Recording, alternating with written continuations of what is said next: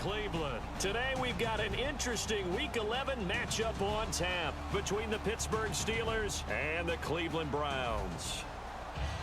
Hi again, everyone. With Charles Davis, I'm Brandon Gaudin. And Charles, we look at this Browns ball club.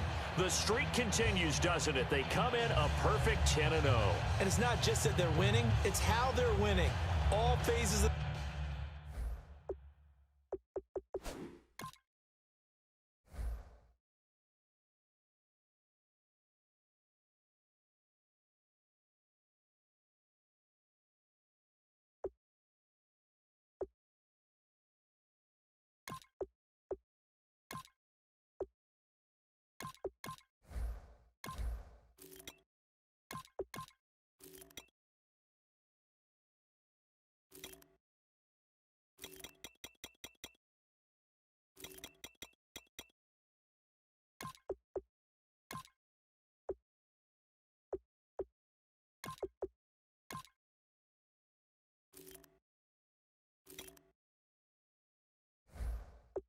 game coming together for this team. Meanwhile, for the visiting Steelers, they're hitting their stride of late. Winners of 3 of their last 4. And the offense, my goodness, over 50 points in the win last weekend. When you do that, you're not going to lose very many games, maybe not any games. And the decision to bring it out is going to cost him about 7 yards all told as he's taken down back shy of the 20. So here come the Browns for their first drive on offense. And a glance here at the vet. He's got a lot of years under his belt in the National Football League.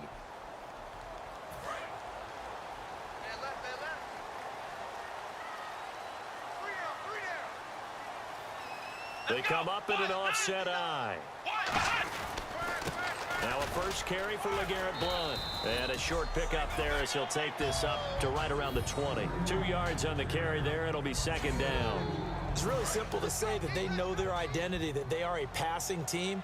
But one of the reasons that they're so successful, they know how to mix in the run and make sure that they keep the defense off balance and not able to just simply say, let's go get the quarterback and disrupt things. 2 yards on the carry there, and it's going to lead them to third down. This defense looking for an early stop. This is 3rd down and 6.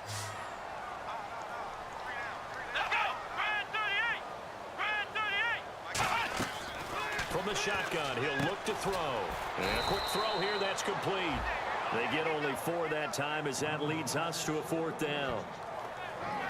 One hallmark of good defenses is understanding the game, understanding positioning, and tackling immediately in the secondary after catches. I think we just saw that on display right there. Got to him before he ever had a chance to think about turning it upfield.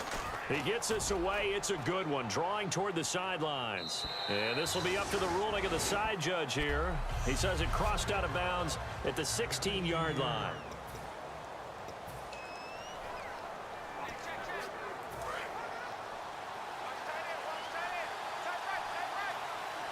They come out here in the eye. On the ground, this is Derrick Henry. And not a whole lot to speak of there as they'll bring him down shy of the 20. 3 yards on the pickup there, and it'll be second down. And now this offensive unit, we get a look at their starters. They put up good numbers last week, looking to carry that forward. Yeah, Brandon, they saw the numbers from last week. They expect to at least replicate them. They think that they can put up bigger numbers this week. They are a confident bunch.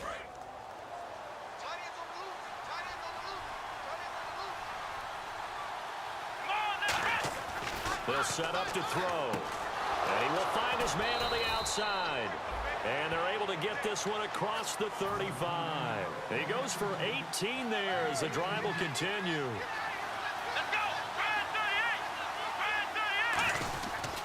Now a handoff to Henry.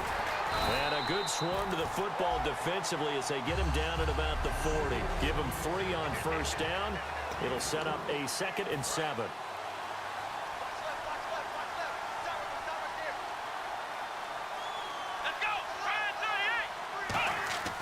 They'll look to throw here. And he's got his man on the out route.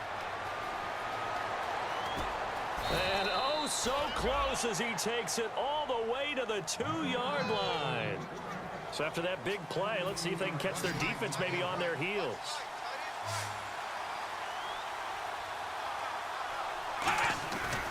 Trying to punch it in with Henry. And this is not going to do it as he stopped at the 2-yard line. No gain there, and it's going to set up second and goal. Again, it's Henry. And he's in. Touchdown, Pittsburgh. Derrick Henry with touchdown number 8 on the year. And the Steelers have taken a first-quarter lead. Solid job up front. Really just a solid job all the way around to get that one in. That was well executed, wasn't it? Well blocked, well run. End result, 6 points. Touchdown. Sebastian Janikowski on for the PAT. And we'll see if this rain affects the team's decisions going forward, but they kick it here, and it's good. So the drive there took 6 plays. And Derrick Henry able to finish it off with a touchdown run. The kickoff team on the field now as they will send this one away. That'll be taken in the end zone. And the decision to bring it out is going to cost him about 7 yards all told as he's taken down back shy of the 20. And now the Browns offense trots back onto the field. And they'll certainly be trying to do better than that first drive where they went 3 and out. And sometimes the first drive is just simply to settle nerves. You know what it's like at the start of a game with the emotion. Guys are a little bit jumpy. You do. Oh, you understand the same way. It's just like us calling one, right? Making sure we ease into the game, let it come to us. Well, you went 3 and out. And now they have that opportunity. No, you didn't go 3 and out. I went 3 and out on that first drive. I'll try to do better here. Blunt, the lone running back. And he'll get it up the middle. And not a whole lot to speak of there as they'll bring him down shy of the 20. Holding offense.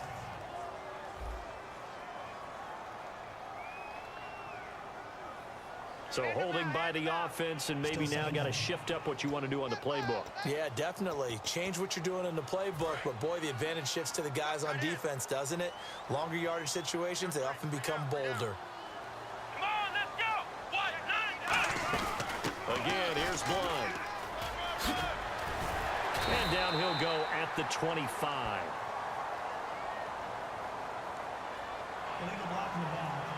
Offense.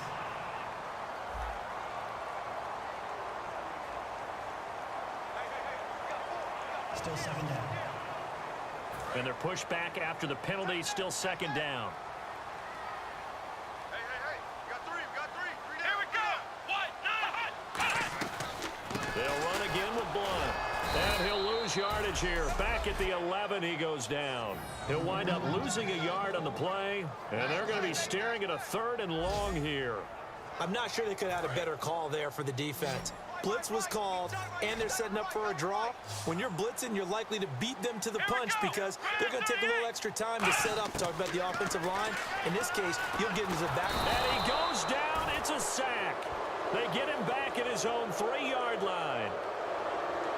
Holding offense.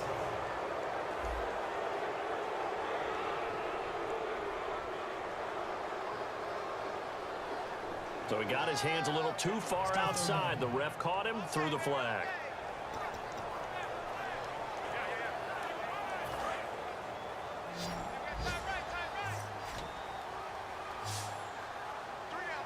Let's go.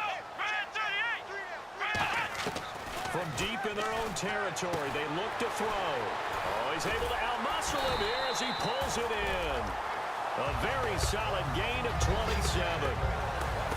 He's such a good route runner. Shows it there on 3rd down. Very proficient and a good pass.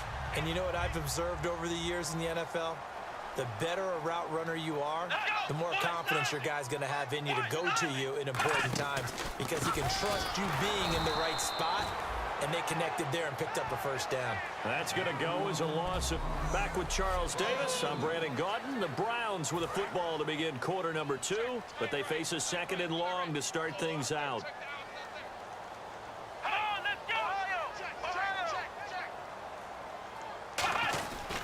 Now Blunt. He takes this from the 30 to the 34. No, that wasn't an explosive run. That wasn't one that took it all the way to the house. But, boy, for a team that's had trouble running it the entire game, that's the kind of run they need, hopefully, to get themselves kick-started. Off the play fake, he'll look to throw. Oh, he's got a man wide open, complete. It's a gain of 20 and picking up the first. I don't care how many times we see it. I still get a kick out of watching quarterbacks and receivers do the pass tree in pregame warm-up. But I always remember that when we go to practices, we see that after practices as well. They really tune it up, don't they? They tune it up. They know why they do it for these situations. First down. And they build that trust, and that's why they're able to find him in this type of a situation. Roughing the passer, defense. Roughing the passer, that's shades of Charles Davis back in his playing days. Oh, I sure wish it had been, Brandon. Back in my day, I didn't hit anyone hard enough to rough the passer. I had a number of teammates that handled that for me.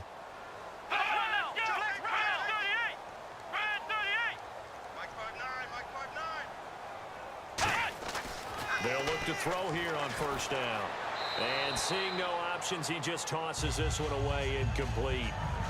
Now that'll bring up second down. But not to get too overcritical there because he knows what he's doing, but his shoulders looked a little off kilter there when he threw that. I don't think you're being overly critical there. You're just analyzing it, and he gets those shoulders right. That pass will go from incomplete to complete. Now he'll look to throw here on 2nd and 10. Sammy Watkins, the intended receiver, and it's third down. After watching him drop that slant, I can hear my old coach's voice ringing in my ears right now. You can't run with the ball until you catch it. Trying to get those rack yards before he secured it.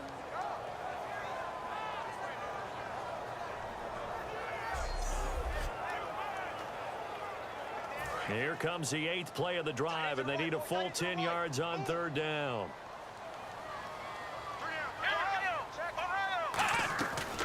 They'll run it now out of the gun. Oh, he's got a little daylight. And he picks up the first down yardage as he takes it down to the 16. That one good for 16, and the drive will continue. Absolutely love the run right there. This guy's known for his quickness, but also for his speed, and he's able to get to the second level almost before you blink if you give him any type of blocking. Always talk about slot receivers, and they're usually known as quicker than fast. In this case, we've got a guy who's quick and fast, and he used it to great advantage. The completion good for 3, and it's second down. He decided to run a hitch route. It really helps to have a guy who can turn it loose. And, boy, he rifled one in there on that one. Not much run after catch, but it worked really well. Watkins alone on the left side. Now back to throw. He's going to leave this for his running back. It's complete. And he's able to work it here to the 8-yard line. 5 yards on the pickup, and it'll be third down. I know most of the time when the ball's in the air, you're thinking wide receiver, tight end, but running backs, they can be a big part of any passing offense nowadays. They'll go to the air here on 3rd and 2. And no escaping this time as he'll go down. They got him for a sack. It's the rookie from UCLA, Miles Jack, in there to drop him. And that will go into the books as the first sack of his young NFL career.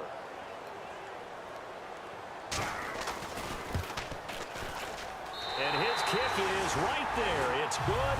And they are on the board, but still trailing. It's 7-3.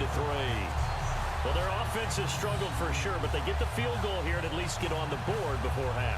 And that's not something we should underestimate, because just getting points on the board can sometimes have a settling effect on a team. Helps them start their comeback. The Browns kicking team out there now as they'll send this one away. This is fielded a couple yards deep.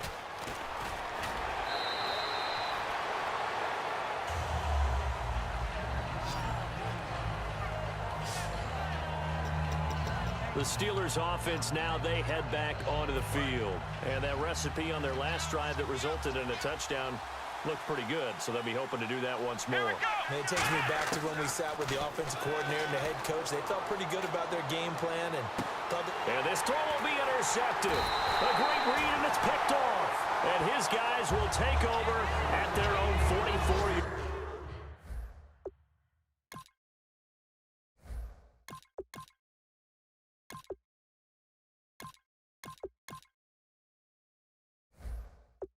Yard line. Partner, when you're playing cover two, this is like a tag team for the safeties. Each of them gets a half-field responsibility. Their job, stay as deep as the deepest receiver in any zone, read the football, and go make a play. In this case, the free safety made the best play, an interception. They start on the ground here with Blunt. And he's able to get this one down to the 40-yard line. A minute 57 to go in this first half. More from Cleveland after this.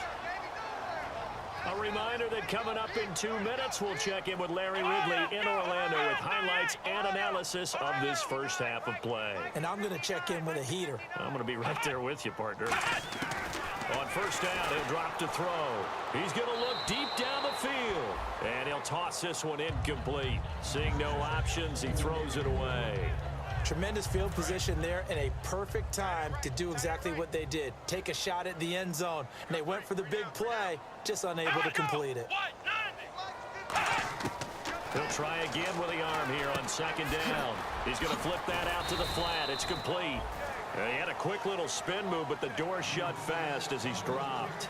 And that's one of his advantages of a passer, is now with his height, setting back there in the pocket, firing it over the middle, he can really see everything clearly. It is, and I know that other quarterbacks get it done different ways, all right? You don't have to be his height to make a great play, but what he does is he takes away having to make those slide steps in the pocket to find angles to throw the ball through. He just throws right over the top of it because he can see everything, and sometimes that saves time and gets the ball to a receiver quicker. We just saw an example of what we talk about all the time when we meet with coaches. They want that hidden yardage to come to the front when they throw the football. Throw it, catch it, and then pick up more yardage after the catch.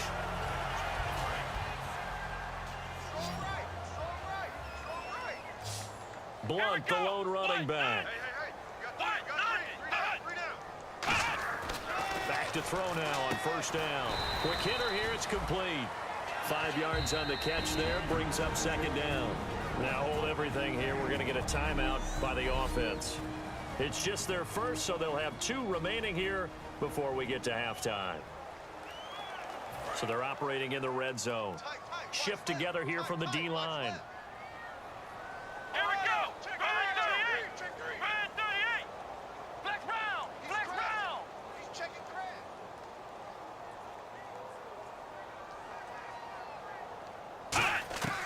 They'll look to throw again. Can't find anyone open. And no escaping this time as he'll go down. They got him for a sack. Now whistles come in. We're going to get a timeout here by the offense. So that means they're down to 1 remaining here as we head toward halftime.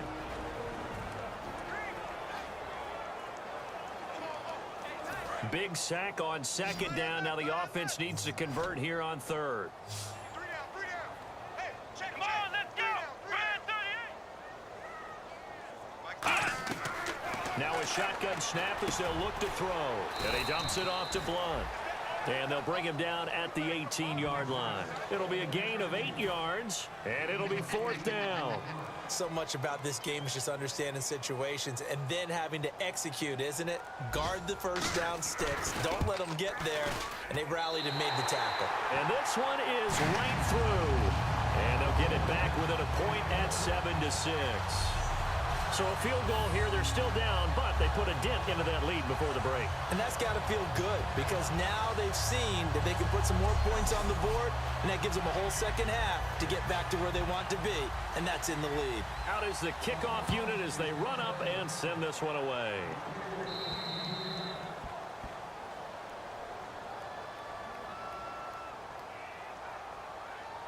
Free kick out of bounds. Kicking team. And the kickoff sails out of bounds, and that's going to be a penalty. You can see the looks on the faces of the rest of the team. You have one job to do.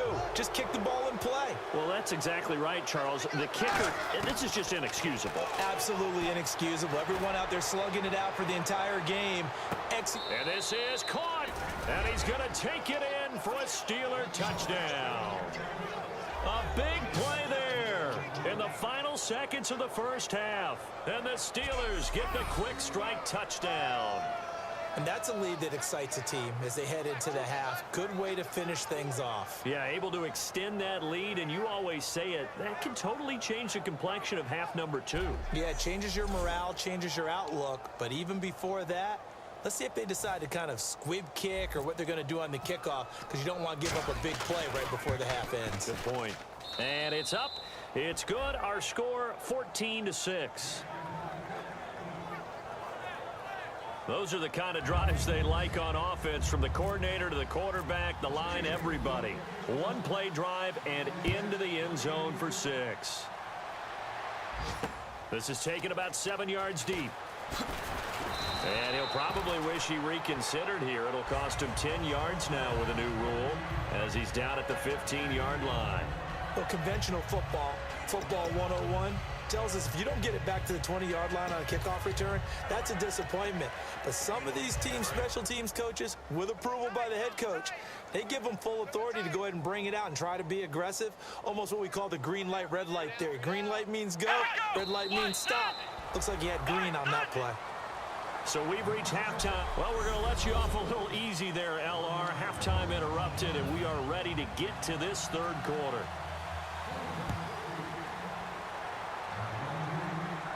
This fielded at the 2. And he'll take it up past the 25 to the 26-yard line. The Steeler offense now with the football first here to begin the third quarter. They have the lead. Now they'll be looking to extend that lead. And this is where I enjoy talking about one of my favorite subjects, tendency breakers, or counters as I also like to call them. You've done things in a certain way in the first half, and they've had ability to see what you've done. They're going to make their adjustments. So guess what? You adjust yourself and try and stay ahead of the pace because you are looking for some separation in this ball game. The adjustment to the adjustment. Without a doubt. Show them one thing, hit them with something else. Offense. And that right there will set them back a bit on the offensive holding penalty. And you know who you want to pressure after a penalty like that? The guy who just committed the foul. You want to see if he's going to keep his head down or if he's going to get his head right back into the game. I'd send a blitz at him right away and see if he holds up. And he will find his man on the outside. Holding. Offense. So oftentimes you see defensive holding. Here it's offensive holding for the flag.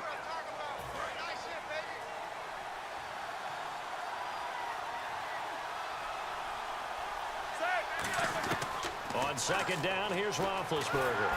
Oh, the ball comes out on the hit, but they'll say it's incomplete. The good signal callers would never go back in the huddle and play the blame game because they need those guys to protect him.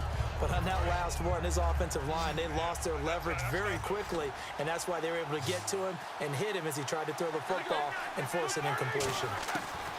Now Ben on 3rd and long. And he goes down. It's a sack. They get him back at his own 3-yard line. Well, if an offense is going to throw the ball on this part of the field, any pass rusher will tell you that's his favorite part. Gets a chance to get after the quarterback. It's almost like a reverse red zone. They can create points using their defense, and this time they take their man down. And now that'll kick out of bounds, and this is going to be spotted back at their own 30. Oh, man. Here's the Browns now. They get set for their first possession of the third quarter. They were able to get the stop defensively. Now a chance to turn that into points on the offensive end. Can you imagine what the grease board looks like at the half? Because tell me. That's exactly what they printed up. Stop them on defense, get the ball back for our offense, and go downfield and score some points. Now, the last part remains to be seen, but they got the first part done very well. Do people use grease boards, or you mean the magic marker boards? Yeah, those two. Blunt, the lone running back.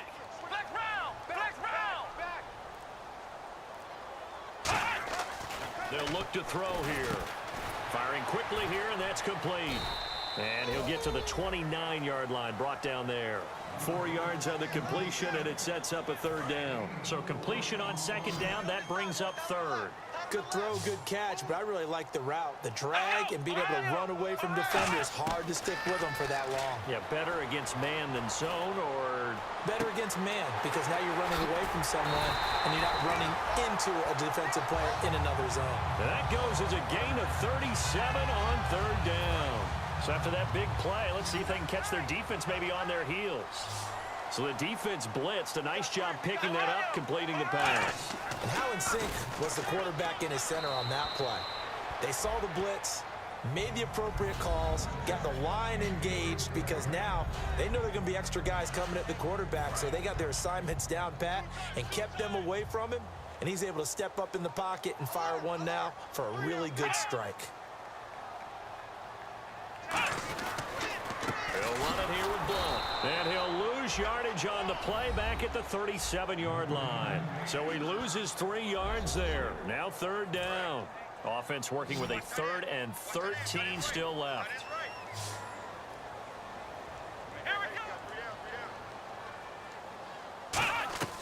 Here's a play fake as they set up to throw. Throwing right, and that's complete. And he gets this one all the way down inside the 15. Well, we always hear about the connections some quarterbacks have.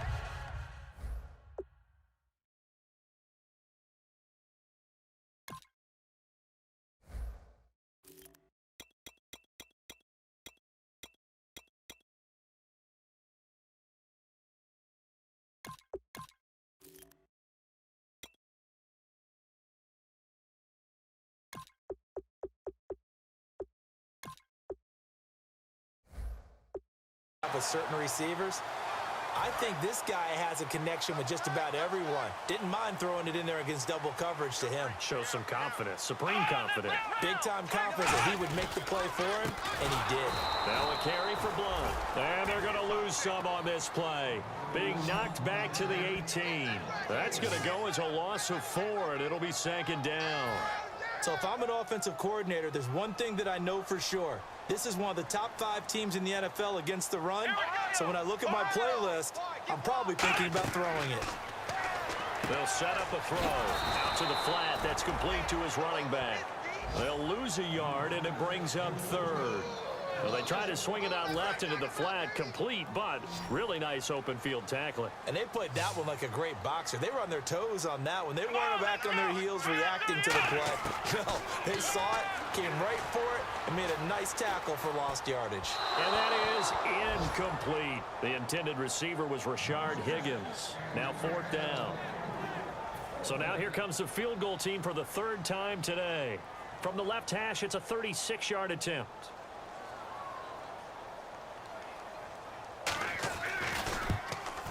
And his kick here is good. And that'll get the lead down to 5. So it's a 3rd field goal for him now. And he's accounted for all 9 of their points thus far. And he's definitely keeping them afloat. But we say it so often. Field goals are not going to win you games in the National Football League. They've got to find ways to start capitalizing when they get down near the red zone. The Steelers offense now, they get ready to head back on the field. And on the last go-around, they really couldn't get anything going. They had to come from deep inside their own territory, which means you're going to lose the field position battle as a general rule. What they're looking for now is a little more consistency, move the ball at least a few times on offense, get a couple of first downs, and hopefully flip the field. Yeah, just something to build off of. That's what they're looking for here. And he'll be hit as he releases it, and that'll fall incomplete. When defenses get to the quarterback that quickly, a lot of times it's called a jailbreak. It wasn't quite that fast, but fast enough that he had no time to look downfield and set himself to throw the ball. And as he tried to do that, he was hit and it forced an incompletion. He's going to loft one deep left side here. And incomplete. He can't hang on. Would have been a nice catch. Instead, it brings up a 4th down. Here's Marquette King now, standing just outside his own goal line. And when all else fails as a defender, when you're not there in the coverage, your best friend is exactly what we saw there. A big play shot taken by the offense. Unfortunately, it ended in a big drop. And we're back now here in Cleveland. It's the Browns with a deficit. They're trailing, but with the football here to start the 4th.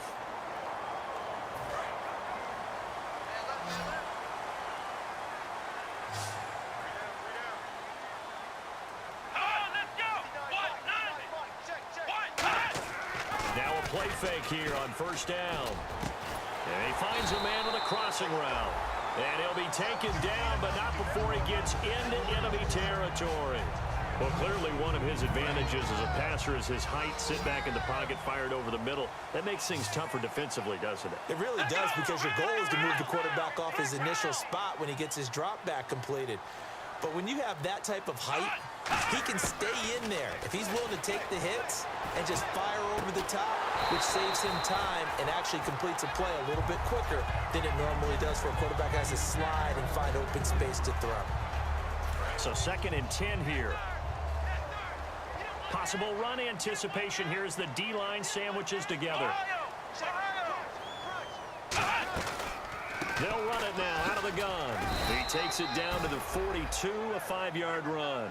And there's a run to be happy with. Good, solid yardage. You'll take that anytime you hand the ball to a back. Blunt, the lone running back. Looking to throw. And he's got his man on the out route. The 20. That one goes for 29 yards on 3rd down. I know exactly what's going to be said about that play from the defensive perspective. What's that? That's why I tell all you guys we need more than one tackler to the ball. He broke the first tackle. Luckily enough, there were more people there to get him down.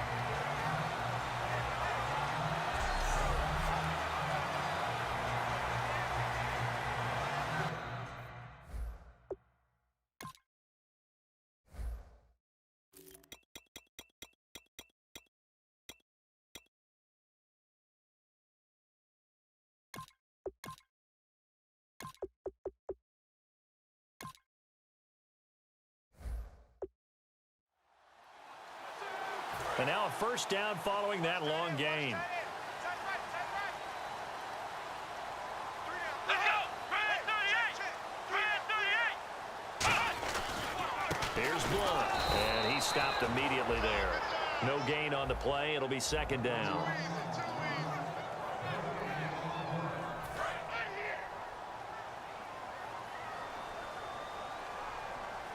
Let's go! 38!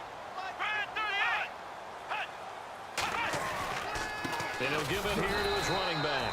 And they'll go backwards here, losing yardage to the 14. It's a loss of 2, now 3rd down. And this offensive unit, they have to face a 3rd down and 12 now. Okay, no score on that play, but this guy's been a touchdown machine all year long. You know they trust him with the football. Now back to throw. Throw left side to the tight end, Walford. The completion good for only 6, and that'll bring up 4th. Partner, I think that completion takes the definition of dink and dunk to a different level, doesn't it? It does, and the defense was right there, kind of played into their hands. Watkins alone on the left side. Got to try it here. He's back to throw. Throwing middle, and it's complete. It's an 8-yard pickup, and the decision to go for it pays off. They've got a 1st and goal. Well, the feel that I get on this is that they felt like 3 was just not going to be enough after getting this deep into their territory. And Charles, correct me if I'm wrong, but it didn't even look like they hesitated there. They knew they wanted to go for it. That tells me that during the week, they were thinking about these situations, and they feel like maybe they're just the better team, and they want to go ahead and prove it conclusively. That's going to go as a loss of a yard, and it'll be 2nd down. The offense certainly looking to score some points, but they also need ball security here late as we get down to the final moments of this one. They'll go to Blunt, try and pound it in. And he'll go backwards, losing yardage to the 5. He lost 4 there, and it's 3rd down. Time for a break. We're back to see what happens after this. So the Browns in possession of the football here as we get you reset. And let's see what they've come up with offensively after having time to talk it over. They'll look to throw on 3rd and goal. Oh, it's a touchdown if he holds on. Instead, it's 4th down. That's a tough one not to hang on to on 3rd and goal, but good job defensively to get there and jar it loose. Agreed. That was really, really nicely done because there's no pass interference on the play. Timing excellent to get in there and knock it away. A win for the defense, and it brings up 4th down. He's back to throw, and that is incomplete. They're turned away on 4th and goal. And the Steeler defense will celebrate the goal line stand. So a tough pill to swallow there. A would-be touchdown pass in and out of his hands on 4th. Sometimes it just comes down to execution, doesn't it? Because we're always questioning, should they go for it, should they not? Is it the right play call, is it not? In this situation, everything was right, except for the finish. You have to catch the ball and convert. Very tough spot here for the offense to start.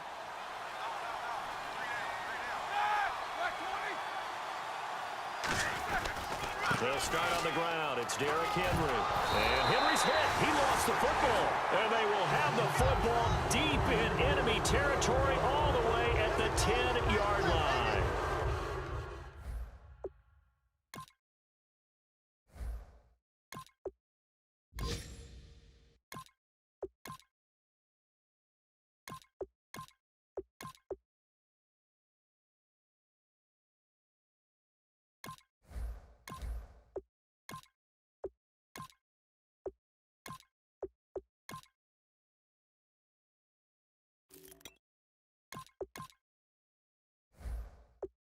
Well, that sure started out as a good example of what they call backed up or coming out on offense, meaning you're backed up close to your own goal line. Big-time emphasis on practicing that to try and create some room at no less to give the punter a chance to kick the ball away. It means take care of the ball, try and create some space. They were doing that, and the ball comes free. Looking middle, and it's incomplete. Sammy Watkins, the intended target, and that'll bring up second down. How many times when we see an incomplete pass, we just look at the receiver and say, should have caught that one. That was a drop, and we just put it on the offense.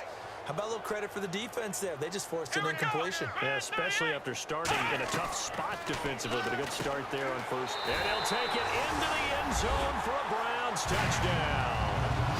Their dangerous wide receiver, his 6th touchdown of the season. And the Browns have moved out in front here in the 4th quarter. And touchdown, and congratulations, and zero relaxation ahead of them, right? Way too much time on the clock for them to start celebrating. Part 1 is done, but now on the sideline, you can already see them scrambling down there. They're getting those defensive guys ready. Yes, you have to get those guys ready, and you also have to talk to your special teams guys. Make sure the kickoff is exactly what you want and cover it well. They'll try and throw for it. And this is caught. And it's a 3-point game. So they make the decision. They want a 3-point lead versus a 2-point lead, and they got it. Yeah, at this stage of the game, it seems like the exact right thing to do. Put a little pressure on your defense, but the biggest thing now is you're making the other team chase you. The Browns kicking team out there now as they'll send this one away. This fielded at the 2. And a pretty good return here. He'll be stopped just shy of the 25 at the 24-yard line. The Browns defense getting ready. They've got a situation where a field goal ties it. How do you defend this? Because you obviously don't want to give up the touchdown. How aggressive do you get? That's always the key, isn't it? Where is the line on aggressiveness to over-aggressiveness? And I think most coordinators are looking at it like run your regular defense, add some pressure packages, because really the 35-yard line is the one you really want to defend. At that point, you're thinking you're probably giving up 3. Anything outside of that, you feel like you've got a chance to hold them. So they'll be in search of the proper amount of pressure. One thing I know from experience is that when the deep ball is thrown and you're the defender, you've got to fight that little bit of panic that emerges. You've got to play the ball really well. It's a 50-50 jump ball play. And guess what? They took a shot. How are you going to win it? And in this case, they managed to get it done. 10 yards to go on 3rd. They come out here in the I. They'll look to throw. And the trick play doesn't work. Good reaction there defensively. And it'll be 4th down.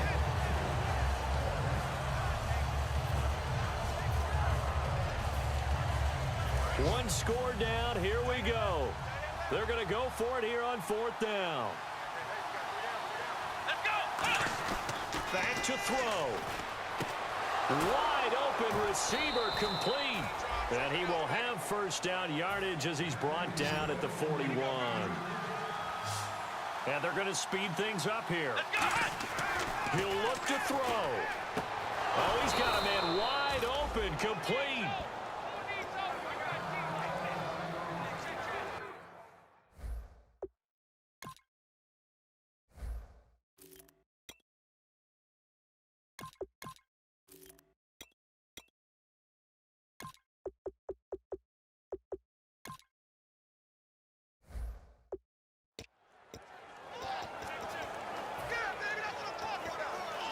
So here we go, 1st and 10 now.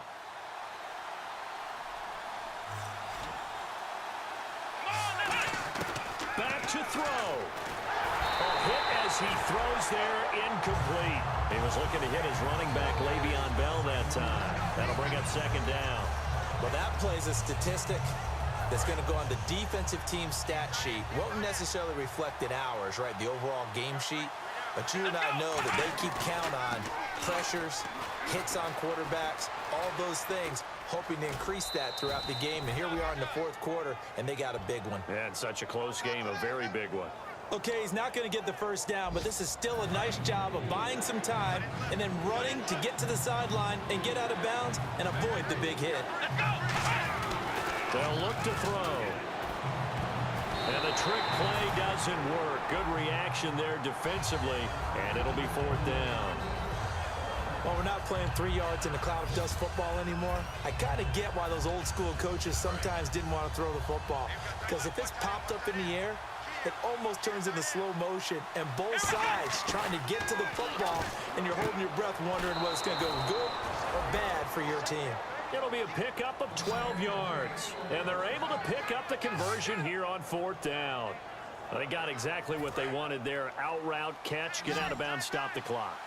And I have to criticize defense here because you know the situation. You want to keep them inbounds and have the clock run. So I'm sitting on the outside portion of the field and not letting them throw an out route. Throw anything inside and I'll make the tackle. An out route? That's not the way you're supposed to play it. And now they're in the hurry-up. From the red zone now. A crusher there as it's intercepted. A great read, and it's picked off.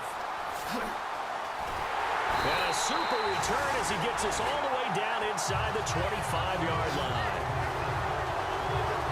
Well, I don't think we'll have to look very hard to find our play of the game. That was an absolutely monstrous big play right there. Backs to the wall. The offense has it in the red zone, driving for the winning score, and he says, not on my watch. And that is one happy bunch on the sidelines.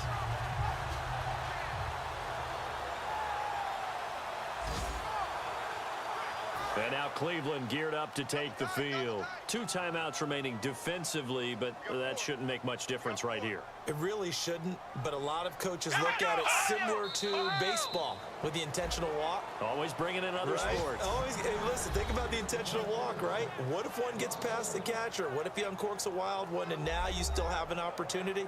That's why they like to use them all the way through. What's left? What's left? I got you, 88. I got you. Come on, let's go. Red 38. Red 38. Well, Charles, the forecast called for rain throughout the entire game, and we got rain throughout the entire game. But these two teams, they had fun getting dirty out there. They love the slop. Did you trust the forecast ahead of time? Are you one of those guys that's skeptical about it, or did you trust it? But when I saw just a big blob of green on the radar, I said, okay, let's trust. Yeah, and that's why I'm glad you took my advice. Got your notes laminated, because, you know, open-air booth, that rain can affect us as well, although not as much as the guys on the field. But let's face it, it's kind of fun to watch these types of games, isn't it? It is. By the way, how impressive is it that you travel with a laminator? I didn't even know there was a portable laminator. The things that you learn. Golly, wise beyond his years. So for Cleveland, the perfect season remains intact as they move to 11-0 on the year. And they'll have another home date next week as the New York Giants come to town. Meanwhile, for Pittsburgh, it's a bit of a setback as they drop to 6-4 now. And they'll try to get back to their winning ways next week as they head to Indianapolis to take on the Colts. That'll do it for us. For Charles Davis and all our hardworking crew, I'm Brandon Gaudin. You've been